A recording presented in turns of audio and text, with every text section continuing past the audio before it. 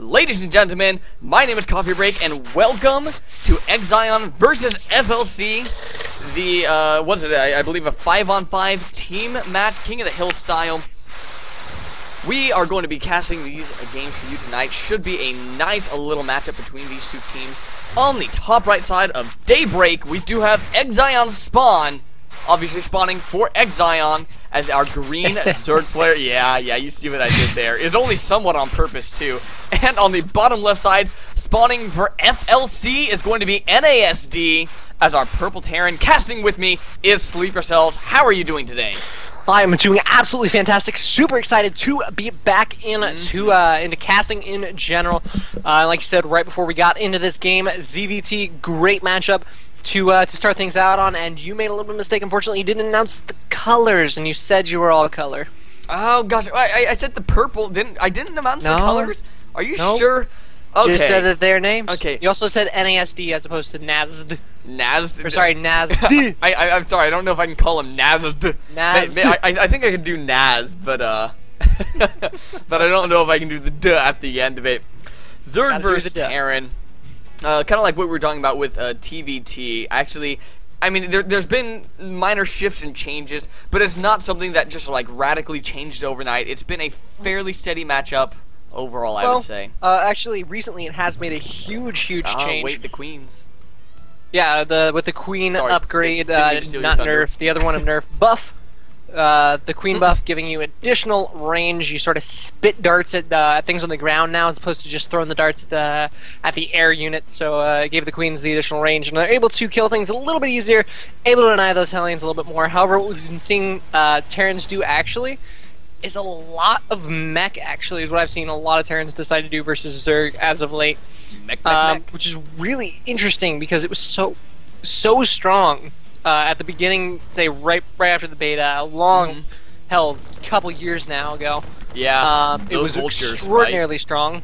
Yeah, I mean, Vultures, great. Goliaths, man. Oh, man. Siege tanks doing 800 damage as opposed to the 700 they do now. But yeah, no, just it's a very strong style that for some reason hasn't seen as much popularity as it should, because a lot of players are just not patient enough with the game yet, I feel. Well, I know for a little bit there, mech was kind of popular a few months back, and then Zerg players just started doing massive amounts of Roach, and when the Terran players didn't micro at all, everything just kind of died. And then the Terran players learned that if they could micro their mech, kind of like, you know, they micro Marines or something, it was like this revolutionary concept, and suddenly mech got kind of good again. Thors? What? Thors can move backwards after shooting? Yeah, that's pretty much kind of the revelation I saw. And mech, like you said, kind of coming back in, and I'm really excited about that. I think mech is a really cool style of play, and I think it took way too long for Terran players to come on and just kind of jump on that. I definitely agree with you. It does look like it will be a very standard opening from NASD. He will be going for those blue, no, not blue flames, just normal flames. That was a long time ago. They just got the red flames. We'll be popping out those Hellions out of this reactor. Probably going to go maybe 4 to 6. 4 to 6 is your standard number at the moment.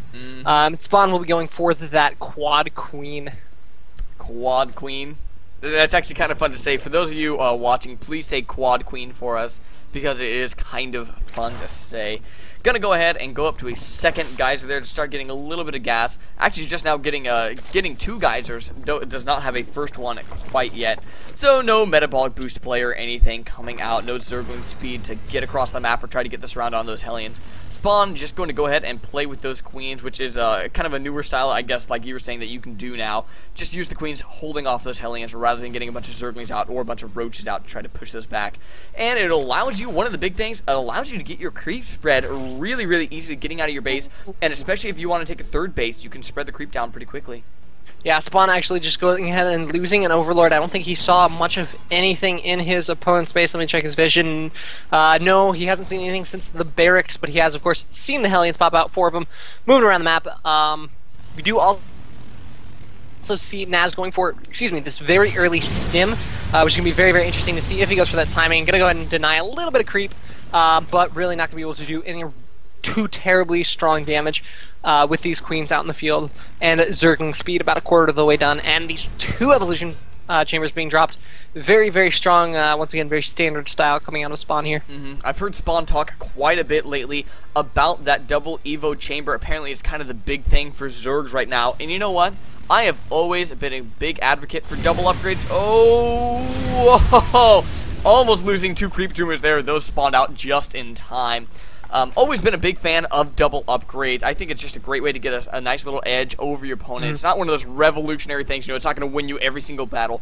But in these higher levels, especially when you get up to these Master League players, it can be that nice little tip on the iceberg for your opponent to trip over and sink their ship on. Yeah, definitely could. Absolutely, I'm going to agree with that, that metaphor thing there. We do have a Hellion going to go ahead and poke in here. See that the drone is trying to take an expansion. And that drone is not going to be feeling very good after it gets lit on fire by the Hellions, however. It's just going to go ahead and realize its dream and become a hatchery. And the Hellion is going to realize his not dream and just sort of explode. You know what? I mean, that's not a bad way to go down. Let's be honest here. Going out in a fire explosion. With the Hellions. I'm just saying, I think it'd be kind of fun. And I'd never noticed, but the charcoal Zerglings look kind of cool. Just saying, random distraction. I promise I'm back to the game now. We do have quite a few barracks over here. Oh, actually only 3. I guess 3 is not quite a few. But we do have a reactor starport, so you're going to be seeing a couple of medevacs pop out here. And one thing I've always been partial to in TVZ, but you don't see that much. The Hellions getting completely surrounded in the map. Sorry to interrupt you, but every single Hellion here will go down, and that's going to give Spawn complete map control again. Yes, no, thank you for interrupting me on that. I was just about to miss that. And fortunately, I did pop over in time. Oh, Marine's actually going to be able to clean up a few of these Zerglings as well. And, oh, those were some free Zergling killed. Yeah, those, again, saw absolutely nothing. Kind of a nasty situation for Spawn. But one thing I'm always partial to is getting a single Viking out. Just one Viking and sending him, around the map and Overlord hunt. I mean, at the very least, you'll force your opponent to pull his overlords into his base. Normally, you can at least get 1, maybe even 2 before he can get those away. And it's just a nice way to harass your opponent for a pretty cheap amount. Third command center is about halfway done, getting close there. Going to go ahead and start siege tech as well, while Spawn goes ahead and gets that Baneling Nest. Super standard play out of both players here, and I like that. Yeah, definitely we do see that Baneling Nest now researching Baneling speed. Not going to be ready for this attack, though, so Spawn is going to have to stick on creep here. And let me see, he does have a decent amount of Zerglings. We'll have about 7 to 8 Banelings here ready to go. But here's the stem, going to go ahead and run straight forward. Going to get a queen right off the bat here. Going for the hatchery. The hatchery is going to get really low here. This is going to be extraordinarily close. It looks like he's actually just going to go ahead and sacrifice. No, he's not. He's pulling in at just the right moment, surrounding the vast majority of the Marines. It will clean that up, no problem at all. The hatchery taking intense damage, but it's going to go ahead and survive, at least for now, until the Terran player decides maybe to come back in for a additional drop. I am really surprised that not only did Spawn save that queen, but the hatchery as well. It was looking kind of bad for a few seconds there, and it looks like there is going to be another drop coming over here, but that is not going to work as the army is in position here. A couple of spine crawlers going down for future defense as well. That one Marine, oh man, was he unlucky to be the first one out. Just gets slaughtered there. But Spawn doing a great job getting the surround with those Zerglings and hitting the Banelings from the back. Didn't get massive Baneling hits, but it was enough to clean up just a few Marines, which is just what he needed. Drop coming into the main base of Spawn now. Up at about that 1 o'clock position. A couple of Marines dropping out. Might get a couple of drones because they're kind of a slow reaction from Spawn. Not pulling anything, but gets the Zerglings there in time, actually.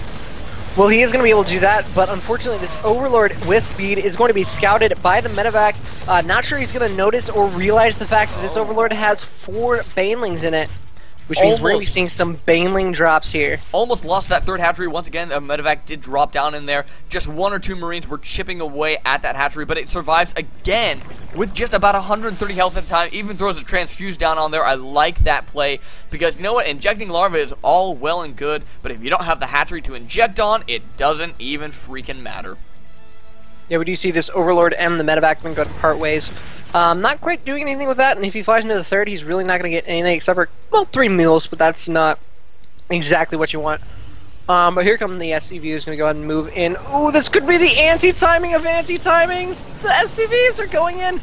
And here come the Banelings, going to go ahead and drop right now. There they go! Going to go ahead and kill every single SCV at that expansion. Nice hit by Spawn. Going to go ahead and drop the SCV count to 54.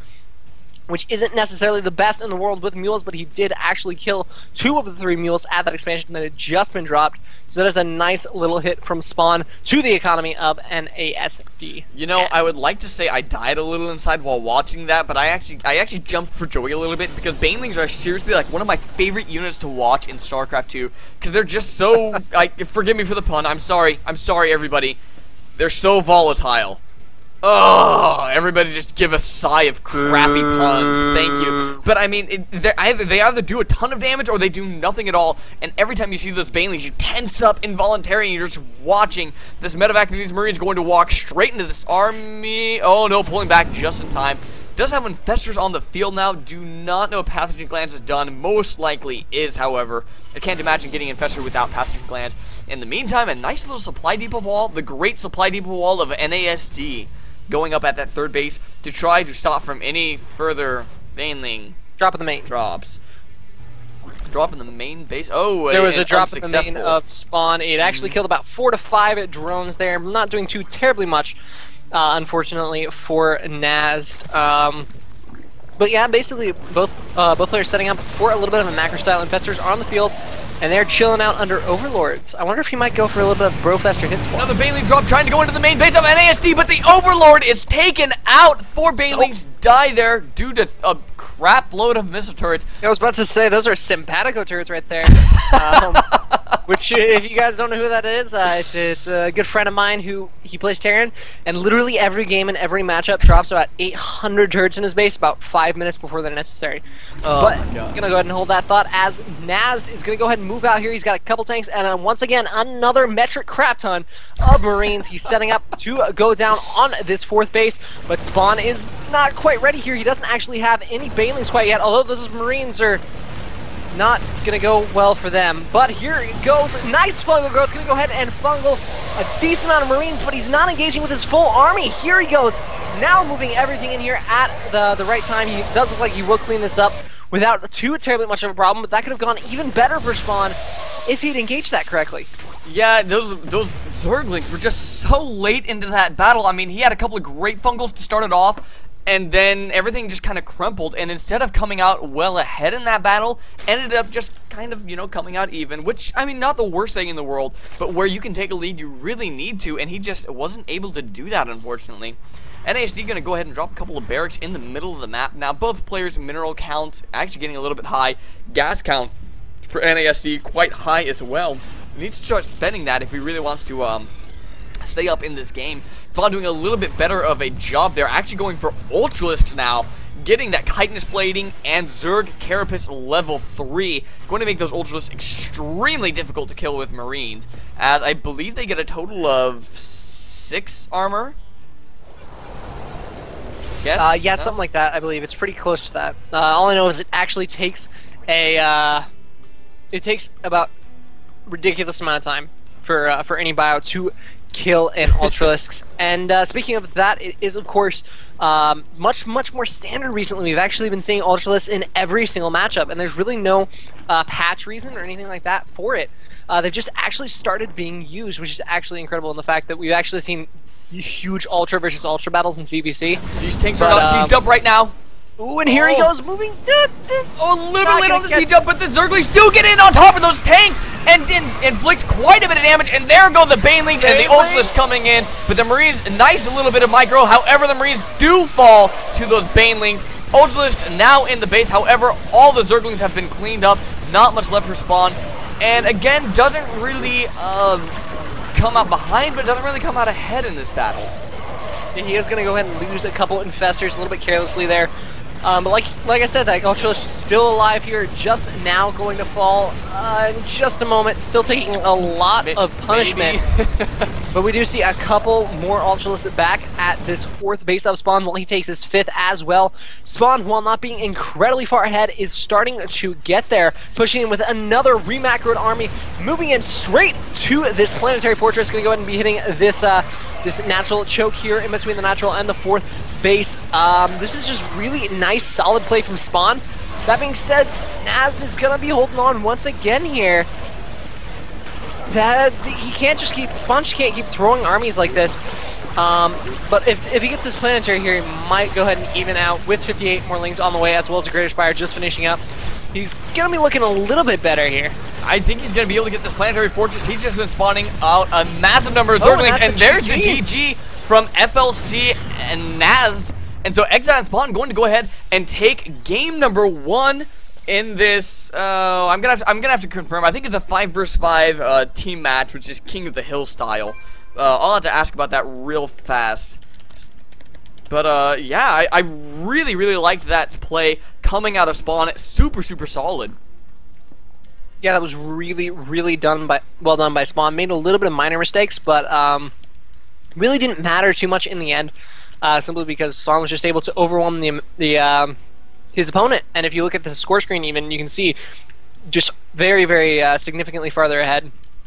And everything just seemed to go in Spawn's favor. Not to take anything away from Naz though. Played extraordinarily well, just unfortunately kind of got overwhelmed by a late game Zerg army, which tends to happen if you do no damage to him like early game. And another thing I would like to point out, Naz wasn't quite staying on top of his macro in that mid game, which, I mean, that's kind of the most important point of the game. That's where you're going to start tipping the balance for your late game, whether, you know, you're going to be a little bit behind, a little bit ahead. And in that game, we saw Spawn keeping up very well with that, constantly injecting the larva. I mean, he was popping out 50 Zerglings plus at a time, and keeping his minerals and gas both low. And that's something NASD was not doing. So Spawn a little bit more refined in his play. Definitely, both players. I was just checking the stats. Both players are mid-masters. Definitely not something to sneeze at. Masters extraordinarily strong.